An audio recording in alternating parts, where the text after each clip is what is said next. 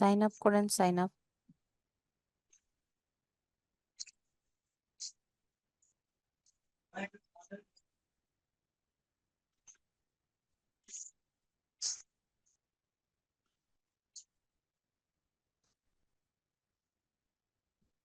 Referral code যেটা optional, ওই অপশনটাতে সিলেক্ট করেন, ক্লিক করেন। এখানে লেখেন 3GFWP। এবার নেক্সটে যান। এইবার যান আপনার এই জিমেইলে, দেখেন কোড আসছে। অল মেইলসে দেন, অল মেইলস।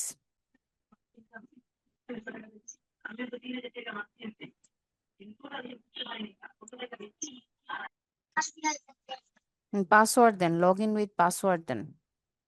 পাসওয়ার্ড দিয়ে লগ ইন করবেন। হ্যাঁ, এবার পাসওয়ার্ড একটা লিখেন আর এটা সেভ করে রাখেন পাসওয়ার্ডটা। দেন লগ ইন দেন।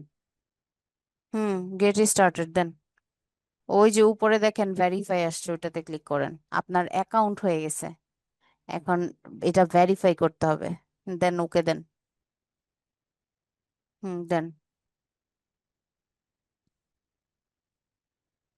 যান, মেইলে যান।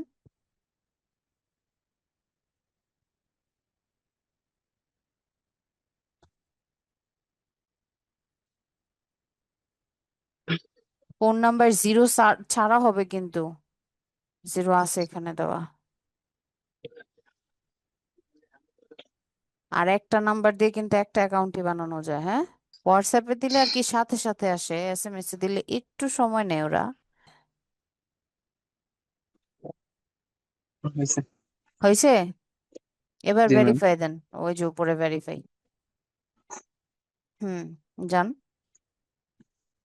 যার নামে আইডি কার্ড আছে তার নাম জি। হইতে হবে। এবার আইডি কার্ড নেন, নামের আচ্ছা। বানান ভুল হওয়া যাবে না, নাম্বার লাগবে। আইডি কার্ডে যেটা আছে সেটাই। হ্যাঁ,